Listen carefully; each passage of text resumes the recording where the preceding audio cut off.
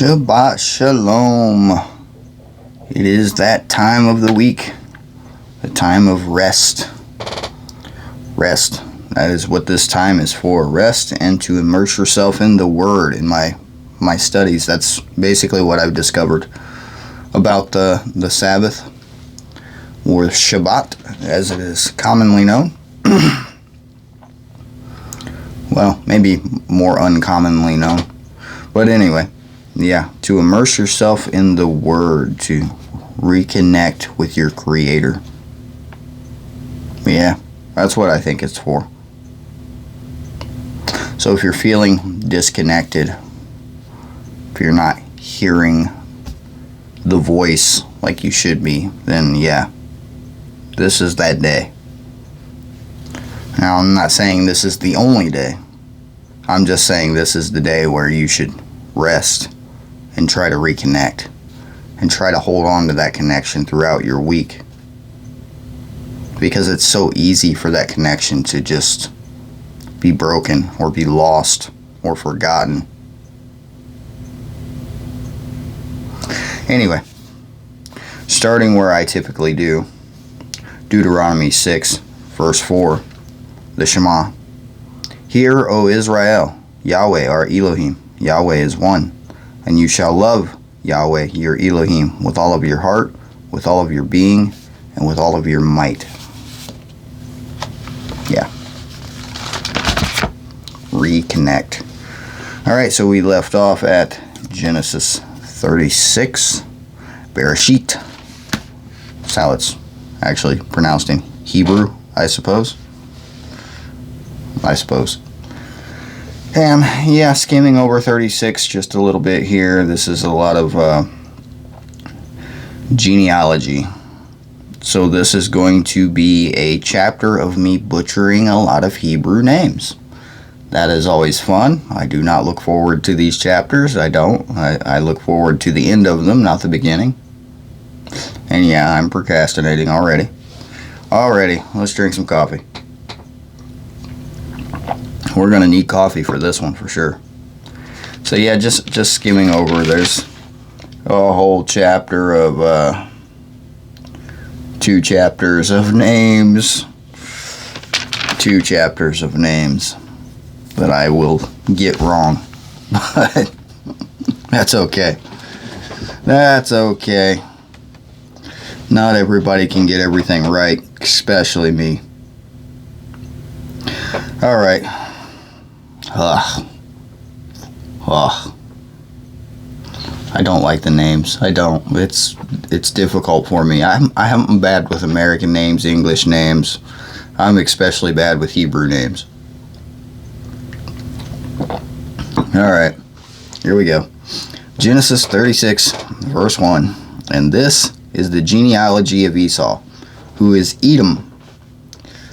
Esau took wives from the daughters of Canaan. Adah, the daughter of Elon the Hittite, and Oholibamah, I guess, the daughter of Anah, and the daughter of Tibon,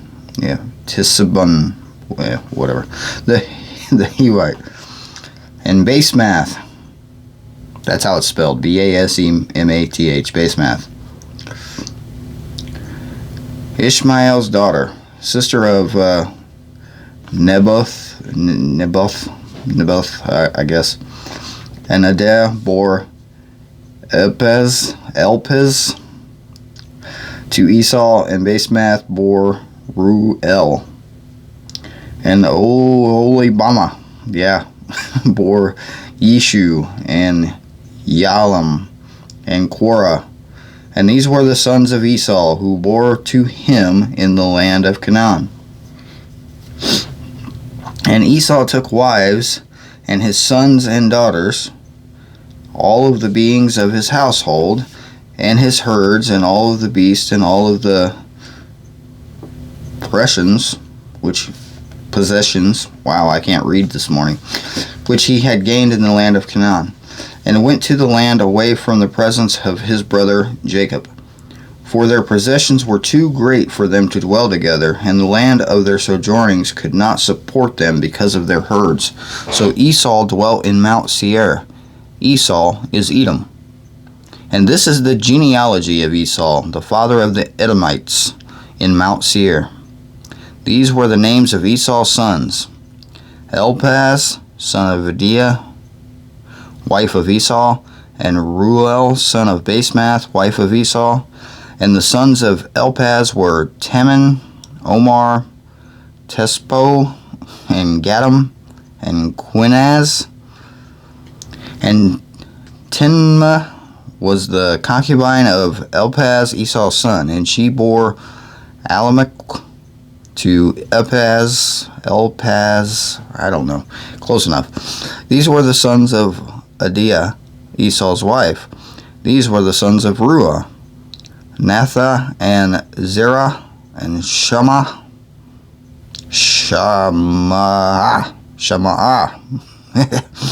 and Mizah. These were the sons of Basemath, Esau's wife. And these were the sons of Oholibamah, I guess, Esau's wife, the daughter of Anna, the daughter of Tibzan. She bore Esau Yesha, and Yalam, and Korah.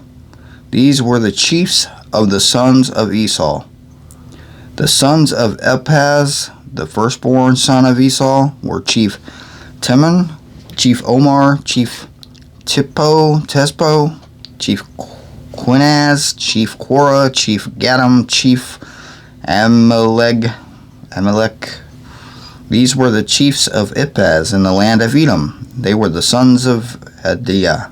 And these were the sons of Ruel, Esau's son, Chief Nahath, Chief Zephyrah, Chief Sheman, Chief Mizah. These were the chiefs of Ruel, in the land of Edom. These were the sons of Basemath, Esau's wife. And these were the sons of Oholibamah, Esau's wife. Chief Yesha, I don't know. Chief Yalam, Chief Korah. These were the chiefs descending from the Oholibamah dude. Esau's wife, daughter of, I guess it was not a dude, wife, daughter of Anah. These were the sons of Esau, who is Edom, and these were their chiefs. These were their sons of Seir, the Horite, who inhabited the land of Lotan and Shobal, and Tibon, and Anah, and Dishan, and Etzer, and Disham. These were the chiefs of the Horites. That's how it's spelled. The sons of Seir in the land of Edom. And the sons of Lotan were Hori and Hemam. Lotan's sister was Timnah.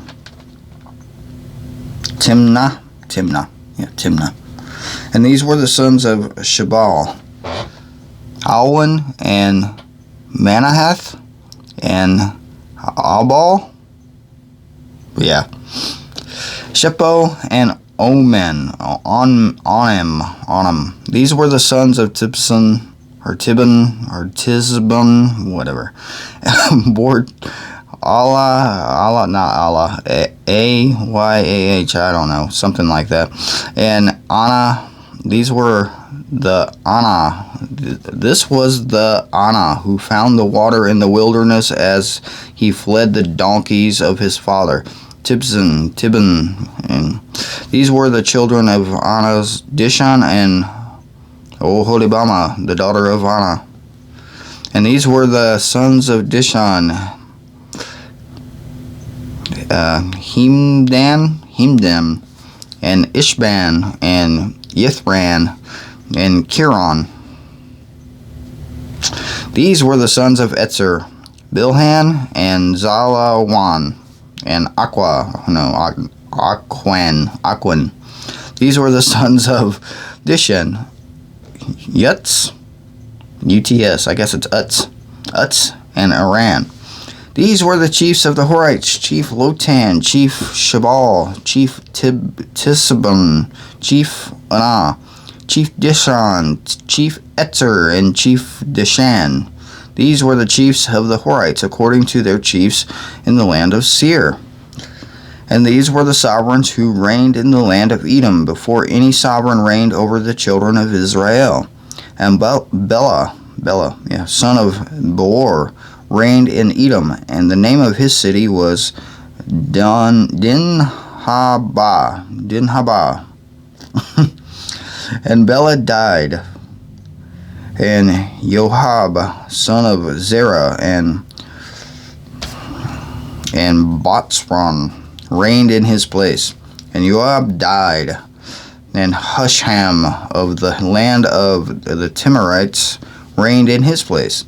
And Husham died, and Hadad, son of Bedad, who struck Midian in the field of Moab, reigned in his place. And the name of his city was Awith. And Hadad died. And Shemlah of Mascarai reigned in his place. And Shamlah died. And Shaul of Rehoboth by the river reigned in his place. There's a lot of reigning going on. And Shaul died. And Baal Hanan, son of Akbor, reigned in his place. And Baal Hanan, son of Akbor, died. And Hadar reigned in his place. And the name of the city was Pau. And his wife's name was Mehetabel.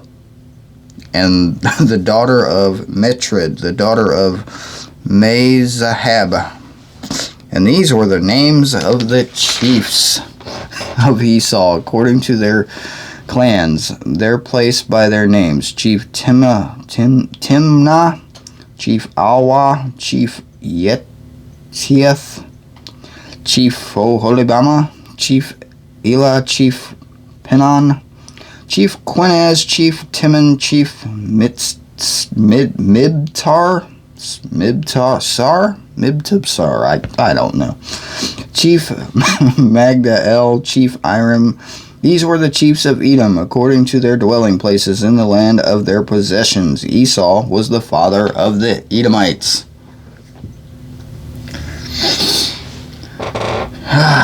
Thank you, Father, for being done with chapter 36. Thank you. This isn't getting any better, because I got to do this again in chapter 37. We need some coffee, though. There's a reason why the Greeks translated names to, like, Jesus. Just saying. Yeah. Alright, chapter 37. Here we go. And Jacob dwelt in the land of his father's sojournings, in the land of Canaan. And this is the genealogy of Jacob. Joseph, being 17 years old, was feeding the flock with his brothers. And the young man was with the sons of Bilhah, and the sons of Zeplah, his father's wives. And Joseph brought an evil report to them, to his father. And Israel loved Joseph more than all his children, because he was the son of his old age. And he made him a long robe. But when his brothers saw that their father loved him more than all of his brothers, they hated him, and were not able to speak peaceably to him. Okay, this isn't genealogy. I was just skimming through. And yeah, I know this story very well. The story of my favorite prepper. Anyway, verse 5. And Joseph dreamed a dream and told it to his brothers, so they hated him even more. And he said to them, "Please listen to this dream which I have dreamed. See, we were binding sheaves in the midst of the field. And see, my sheaf rose up and stood up. And see, your sheaves stood up all around and bowed down to my sheaf." And his brother said to him, "Shall you indeed reign over us? Shall you indeed rule over us?" So they hated him even more for his dreams, for his words. And he dreamed still another dream, and related it to his brothers, and said, See, I have dreamed another dream. And see, the sun and the moon and the 11 stars bowed down to me. And he related it to his father and his brothers. And his father rebuked him, and said to him, What is this dream that you have dreamed? Shall we, your mother and I, and your brothers, indeed come to bow down to the earth before you? And his brothers envied him, but his father guarded the word. And his brothers went to feed their father's flocks in Shechem. And Israel said to Joseph, Are not your brothers feeding the flocks in Shechem? Come, I send you to them. So he said to him, Here I am. And he said to him, Please go and see if it is well with your brothers, and well with the sheep, and bring back word to me. So he sent him out of the valley of Hebron, and he went to Shechem. And a certain man found him, and see, he was wandering in the field. And the man asked him, saying, What do you seek?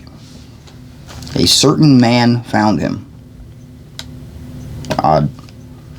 And he said, I am seeking my brothers. Please inform me where they are feeding their sheep. And the man said, They have left here, for I heard them say, Let's go toward Dothan. So Joseph went after his brothers and found them in Dothan. And they saw him from a distance, and before he came near them, they plotted against him to kill him. Brothers. And they said to each other, See, this is the master of dreams is coming. See, this master of dreams is coming. Now then, come and let us now kill him, and throw him into some pit, and shall say, Some wild beast has devoured him. Let us then see what comes of his dreams. And Reuben heard and rescued him from their hands, and said, Let us not strike his being. And Reuben said to them, Shed no blood, throw him into this pit which is in the wilderness, and do not lay a hand on him, in order to rescue him out of their hands, and bring him back to his father. So it came to be, when Joseph had come to his brothers, that they stripped Joseph of his robe, the long robe which was on him. And they took him and threw him into a pit, and the pit was empty, and there was no water in it. And they sat down to eat a meal, and they lifted their eyes and looked, and saw a company of Ishmaelites coming from Gilead, with their camels bearing spices and balm and mirth, going to take them down to Mitzrayim, also known as Egypt. And Yehudah said to his brothers, What would we gain if we kill our brother and conceal his blood? Come, let us sell him to the Ishmaelites, and let not our hand be upon him, for he is our brother, our flesh. And his brothers listened. Such nice guys, aren't they? Come and let us sell him to the Ishmaelites, and let not our hand be upon him, for he is our brother, our flesh. And his brothers listened. Yeah, I just said that, didn't I? And the men, Midianites, traders, passed by. So they pulled Joseph up and lifted him out of the pit, and sold him to the Ishmaelites for 20 pieces of silver. And they took Joseph to Mitzrayim. And Reuben returned to the pit, and see, Joseph was not in the pit. And he tore his garments. And he returned to his brothers, and said, The boy is gone. And I, where am I to go? So they took Joseph's robe, slew a male goat, and dipped the robe in its blood, and sent a long robe, and brought it to their father, and said, We have found this. Please look. It is the robe of your son, is it not? And he recognized it, and said, It is my son's robe. An evil beast has devoured him. Joseph is torn to pieces. And Jacob tore his garments, and put sackcloth on his waist, and mourned for his son for many days. And all of his sons and all of his daughters arose to comfort him, but he refused to be comforted. And he said, Now let me go down to Sheol, to my son, in mourning. So his father wept for him, and the Midianites had sold him in Mitzrayim to Potiphar, an officer in Pharaoh, officer of Pharaoh, the captain of the guard. One day I'll learn to read. Coffee.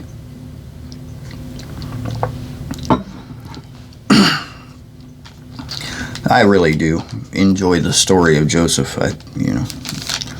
He wasn't the first prepper in the book, but he is, I guess, one of the better preppers in the book, if you know the story. But anyway, we will get there. I'm going to go ahead and continue with chapter 38 just because I feel like it, even though I'm not reading too well on this particular one. But yeah, I'm going to anyway. So, Genesis 38. And at that time it came to be that Yehudah left his brothers and turned aside to a man, an Alamite, whose name was Harah. And Yehudah saw there a daughter of a certain Canaanite whose name was Shawah, and he took her and went into her. So she conceived and bore a son, and called his name E-R, it's And she conceived again and bore a son, and she called his name Onan. And she conceived yet again and bore a son, and called his name Shelah. And he was at Kezbah when she bore him. And Yehudah took a wife for his firstborn, and her name was Tamar. But Yehudah's firstborn, was evil in the eyes of Yahweh, and Yahweh took his life. Let's just pause there for a second. Just 1 second. The father is not a pacifist. Proof. Okay. Verse 8. And Yehudah said to Onan, Go in to your brother's wife and marry her, and raise up an heir to your brother. These people had strange customs. And Onan knew that the offspring would not be his, and it came to be when he went into his brother's wife that he spilled on the ground, lest he should give an offspring to his brother. But what he did displeased Yahweh, so he took his life too. Let that be a lesson to lots of people. He spilled on the floor, displeased the father, and died. Then Yehudah said to Tamar, his daughter-in-law, Remain a widow in your father's house until my son Shelah is grown. For he said, Lest he also dies as his brothers did. And Tamar went and dwelt in her father's house. And after a long time the daughter of Shua, Yehudah's wife, died. And Yehudah was comforted, and went up to his sheep shearers at Timnah. And his friend Harah, the Aldumite, was reported to Tamar, saying, See, your father-in-law is going up to Timnah to shear his sheep. And she took off her widow's garments, and covered herself with a veil, and wrapped herself, and sat at the entrance to Enaim, which was in the way to Timnah, for she saw that Shelah was grown, and she was not given to him as a wife. And Yehudah saw her, and reckoned for her a whore, for she had covered her face. And he turned aside to her by the way, and said, Please let me come in to you. For he did not know that she was his daughter-in-law. And she said, What do you give me to come into me? And he said, Let me send you a young goat from the flock. And she said, Do you give me a pledge until you send it? So he said, What pledge should I give you? And she said, Your seal and your cord, and your staff that is in your hand. She's expensive.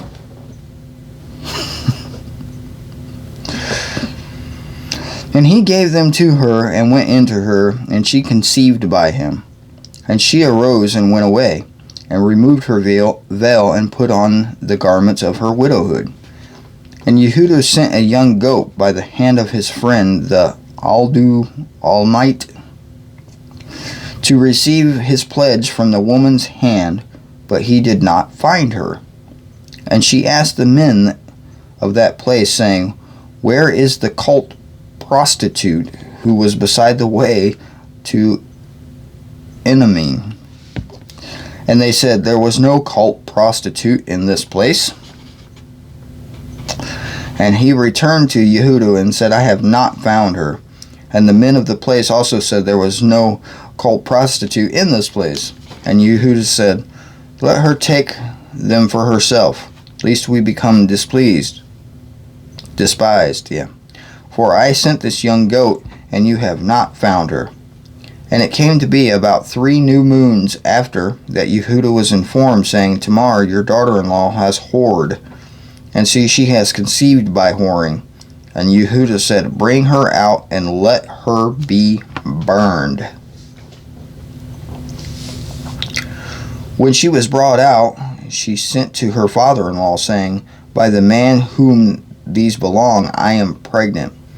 And she said, Please examine whose these are, the seal, and the cord, and the staff.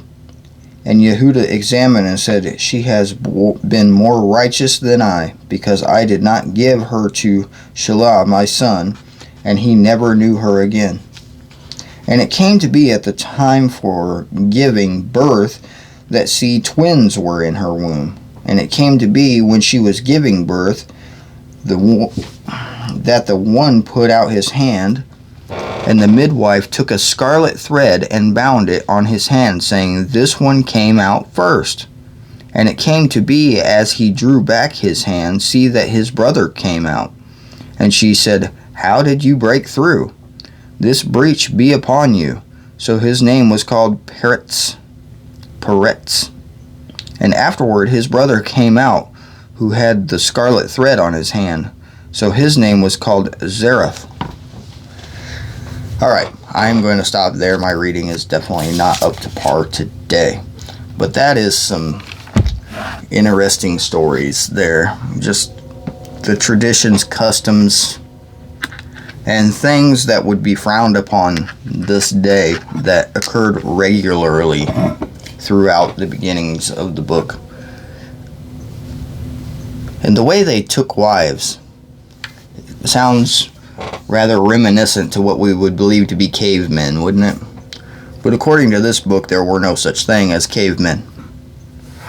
Yeah. I find it very interesting how science tries to claim evolution when there's nothing about it in that book. And there's really no proof of it. There's really none. I see it as a false religion. And they try to throw things like other species of human-type species on our planet, Neanderthals and things like that. But when you run scientific computer simulations on a human that's 900 years old, they look just like a Neanderthal. So, yeah, just saying. Anyway, I'm not going to go into too much of my beliefs. This is just me trying to read, and yeah, not doing too great of a job in my opinion. But I hope everyone has a very restful Shabbat. I hope that you are able to reconnect if you have not done so. Strengthen your connection if you still have one. I have been feeling somewhat disconnected the last several days, to be honest with you. So I have the intention to remedy that. And that is what I'm off to do. So thank you for listening to my attempts of reading names, which is just a tragedy. It really is. And I will see you guys the next time. Have a very blessed day.